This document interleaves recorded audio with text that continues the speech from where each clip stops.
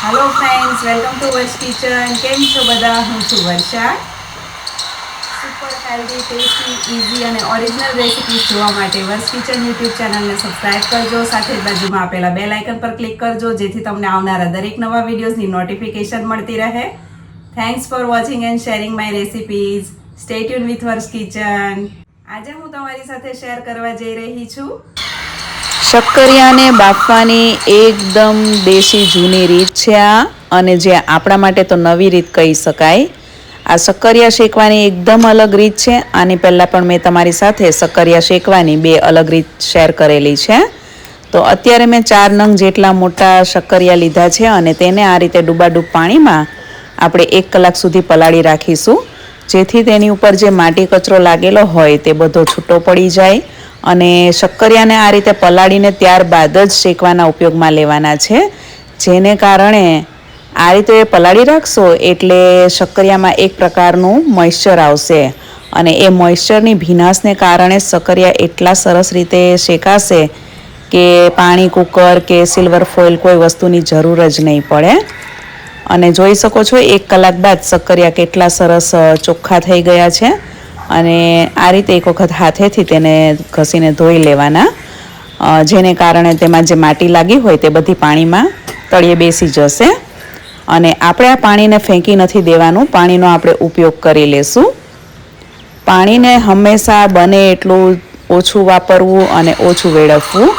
જરૂરિયાત હોય તે પ્રમાણે જ પાણીનો ઉપયોગ કરવાનો છે. પાણીનો દુરુપયોગ ન થાય તેનું આપણે ખાસ ધ્યાન રાખવું જોઈએ. તો આ પાણીને આપણે ઘરના આંગણામાં કે બાલ્કનીમાં પ્લાન્ટ્સ તો હોય જ છે તેમાં રેડી દેશું. અને માટીવાળું પાણી છે તો તે પ્લાન્ટ્સમાં તમે રેડીને પ્લાન્ટ્સને લીલાછમ બનાવી શકો છો. તો હું ડેઈલી આ રીતે મારા શાકભાજી કે ફ્રૂટ્સને બધું વોશ કરતી હોઉં છું, તે પાણીનો ઉપયોગ પ્લાન્ટ્સમાં રેડીને કરી લઉં છું, જેથી પાણી વેસ્ટેજ પણ ન જાય અને આપણા ઘરના આંગણામાં જે છોડવા હોય તે સરસ મજાના લીલાછમ ખીલેલા ઉછરીને તૈયાર થાય. તમે પાણીનો કઈ રીતે ઉપયોગ કરો છો શાકભાજી ધોયા બાદ કે ફ્રૂટ્સ ધોયા બાદ, તે મને કમેન્ટ્સમાં જરૂરથી જણાવજો. પાણી બચાવીશું તો આપણું વાતાવરણ બચશે, આપણા વૃક્ષો પણ બચી જશે, ઓક્સિજન વધી જશે. હવે આ એક માટીના વાસણમાં આપણે શક્કરિયા શેકવાના છીએ.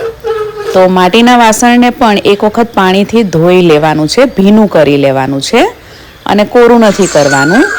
આ રીતે જોઈ શકો છો તમે, વાસણ માટીની હાંડી છે તે ભીની છે થોડી થોડી. તો આ હાંડીમાં જે ભીનાશ છે ને, તેની મોઇશ્ચર ગરમ થશે એટલે તેમાંથી મોઇશ્ચર છૂટું પડશે, તેની વરાળ નીકળશે. અને એ વરાળને કારણે શક્કરિયા પાણી વગર પણ એટલા બધા સરસ રીતે શેકાઈને બફાઈ જશે કે એકદમ મોઇશ્ચરવાળા પણ થશે અને મીઠાશ પણ ખૂબ જ સરસ એવી આવશે. તો ગેસની ફ્લેમ ધીમી રાખીને હવે આપણે તેમાં શક્કરિયા ગોઠવી દઈશું. અને આ હાંડી કિલો શક્કરિયા બફાઈ જાય તેટલી મોટી છે. તો તમે અત્યારે તો જગ્યા છે એટલે આપણે આ રીતે મેં નીચે બધા શક્કરિયા 4 થી 5 જે શક્કરિયા છે તે ગોઠવી દીધા છે. પરંતુ વધારે પ્રમાણમાં શક્કરિયા હોય તો તમે ઉપર પણ 4 થી 5 શક્કરિયા ગોઠવી શકો છો. નીચે ગોઠવીને તેની ઉપર પણ એક લેયર કરી શકો છો, તો પણ તે સરસ રીતે બફાઈ જ જવાના છે.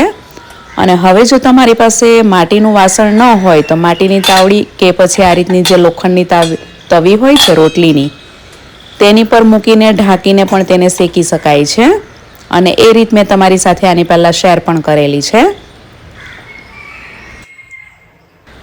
શરૂઆતમાં ગેસની ફ્લેમ મીડિયમ રાખવાની છે, અને માટીનું વાસણ ભીનું છે એટલે ગરમ થશે ત્યારે તેમાંથી આ રીતે ખૂબ જ ધુમાડા નીકળશે.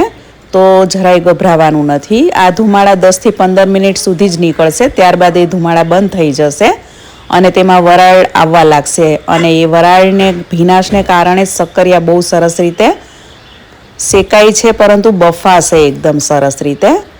તો અત્યારે મીડિયમ ગેસની ફ્લેમ મેં 15 મિનિટ સુધી રહેવા દીધી છે અને ખૂબ જ ધુમાડા નીકળશે, જોઈ શકો છો તમે. કેમ કે વાસણ પણ આપણે એક વખત ભીનું કર્યું છે અને શક્કરિયા પણ ભીનાશવાળા છે. અને આ વાસણમાં આપણે અવારનવાર રસોઈ પણ બનાવતા હોઈએ, તો તે ગરમ થાય ત્યારે આ રીતે થોડીવાર તેમાંથી ધુમાડા નીકળે જ છે. તો આ રીતે શક્કરિયા શેકવા આપણે મૂકી દીધા છે અને એમાં આપણે કોઈ પણ પ્રકારનું ફોઇલ પેપર કે તળિયે કોઈ તેલ કે પાણી કે કશું લગાડવાની જરૂર નથી. રેતી કે નમક કશું જ પાથરવાની જરૂર નથી. આ રીતે નેચરલી જ એકદમ સરસ રીતે શેકાઈને બફાઈ જશે. તો 15 મિનિટ મીડિયમ ગેસની ફ્લેમ રાખ્યા બાદ હવે ધીમા ગેસની ફ્લેમ કરીને ઢાંકણ ઢાંકીને અડધો કલાક સુધી શેકાવા દેવાના છે. 15 મિનિટ બાદ હું તમને બતાવું તો શક્કરિયામાં આ રીતે એનું ઉપર એક વરાળ છૂટી પડી છે, ભીનાશ દેખાઈ રહી છે.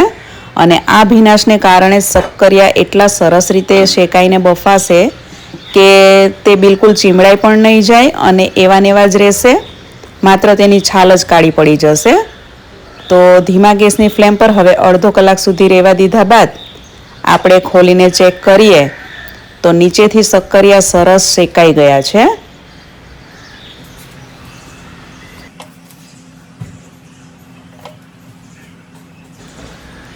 તો શક્કરિયા તમે એક વખત વાસણમાં માટીના વાસણમાં શેકવા મૂકો ત્યારે તેને ધીમા ગેસની ફ્લેમ પર ઢાંકીને અડધો કલાક સુધી રહેવા દેવાના. ત્યારબાદ જ ખોલીને ચેક કરવાના તો નીચેથી સરસ શેકાઈ જશે. અને હવે અડધો કલાક બાદ તેને પલટાવી દેશું આપણે. એની સાઇડ્સને ચેન્જ કરી દેવાની છે એટલે બીજી સાઇડ્સ બી નીચેથી પણ એકદમ સરસ રીતે શેકાઈ જાય. તો આ રીતે ફેરવીને ફરીથી તેને ઢાંકીને ધીમા ગેસની ફ્લેમ પર બીજી સાઈડ પણ આપણે અડધો કલાક સુધી શેકાવા દઈશું. અને આ જુઓ તમે ઢાંકણમાંથી પણ વરાળ નીકળી છે. તો એ ઢાંકણમાંથી પણ ભીનાશ જે છે તેનું મોઇશ્ચર જે નીકળી રહ્યું છે તેને કારણે શક્કરિયાને એક સરસ વરાળ મળે છે અને એ વરાળને કારણે જ તે શેકાવાની સાથે બફાય પણ છે.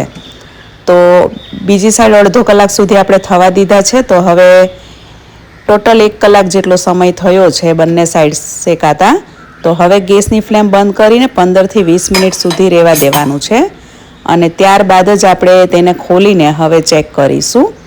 તો બંને સાઈડ 1 કલાક શેકાઈ ત્યારબાદ તેને 20 મિનિટ ઢાંકીને ગેસ બંધ કરીને રહેવા દેવાના છે જેથી તે અંદર સુધી એકદમ સરસ રીતે પાકી જશે. અને માટીનું વાસણ છે એટલે તે ગરમ પણ રહેશે, ઠરી નહીં જાય, ઠંડા નહીં પડે. તો આપણે ચાકુથી ચેક કર્યું તો શક્કરિયા એકદમ સરસ બફાઈ ગયા છે. તો એને આપણે હવે એક અલગ પ્લેટમાં બહાર કાઢી લેશું. અને તમારે જ્યારે ખાવાના હોય ત્યારે તમે ફરીથી ગરમ કરીને ખાવાના ઉપયોગમાં લઈ શકો છો. આ ગરમ અને ઠંડા બંને રીતે ખાવામાં બહુ જ ટેસ્ટી લાગે છે. કુદરતી મીઠાશવાળા તૈયાર થાય છે અને નેચરલી મીઠાશવાળા શક્કરિયા ખાવાની ખૂબ જ મજા આવે છે. જોઈ શકો છો તમે બધી સાઈડથી શક્કરિયા એકદમ સરસ રીતે શેકાઈ ગયા છે અને સરસ ગળી ગયા છે. તમને વધારે બાફેલા ભાવતા હોય એકદમ માવો થઈ જાય તેવા તો તમે તેને થોડા વધારે વાર પણ રહેવા દઈ શકો છો. અત્યારે કોઈ શક્કરિયા પતલા અને કોઈ જાડા પણ છે.